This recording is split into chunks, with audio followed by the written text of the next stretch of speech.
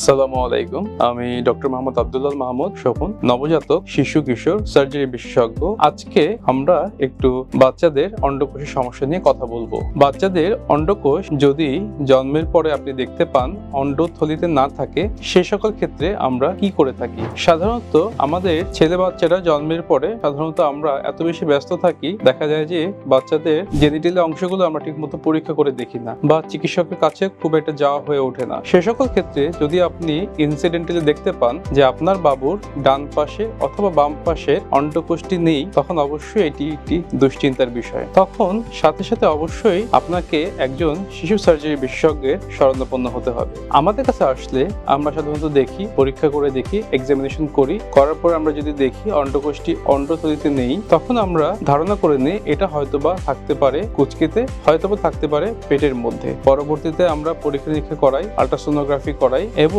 এই অন্ডকোষটিকে আইডেন্টিফাই করার চেষ্টা করি। যদি আমরা কুচকিতে না পাই অথবা যদি দেখা যায় পেটের মধ্যে অন্ডকোষটি না থেকে থাকে, সে সকল ক্ষেত্রে আমরা সাধারণত এমআরআই করাই অথবা ল্যাপারোস্কোপি প্রসিডিউরে চলে যাই। সো এই ধরনের সমস্যা যদি আপনার বাচ্চা থেকে থাকে, তাহলে অবশ্যই আপনি দুশ্চিন্তা করবেন না, আমাদের কাছে চলে আসবেন। সাধারণত আমরা 1 বছর বয়সের মধ্যে এই অন্ডকোষ যদি আমরা কুচকিতে পেয়ে থাকি তাহলে নামিয়ে ফেলি এবং 1 বছর বয়সের মধ্যে যদি আমরা অপারেশনটি করতে পারি, এটাকে অর্কিওপেক্সি বলে, তাহলে সাধারণত বাচ্চার অন্ডকোষটি ফাংশনিং হয় এবং পরবর্তীতে নবজাতকের যত্নে একটু আপোষ নয়। আলোক এনআইসিইউ, ভালোবাসা, যত্ন, অভিজ্ঞ চিকিৎসক, 24 ঘন্টা সেবা আর আধুনিক চিকিৎসার নিশ্চয়তা। আপনার শিশুর নিরাপদ আগামী আমাদের অঙ্গীকার। বাচ্চার বাবা হতে কোনো রকম কোনো সমস্যা হয় না। সাধারণত এই অপারেশনে আমরা বাচ্চাকে ডে কেয়ার বেসিসেও করতে পারি, অনেক সময় আমরা বাচ্চাকে ভর্তি করেও অপারেশন করি। সাধারণত 1 রাত ভর্তি থাকতে হয় এবং খুব স্বল্প খরচে আপনারা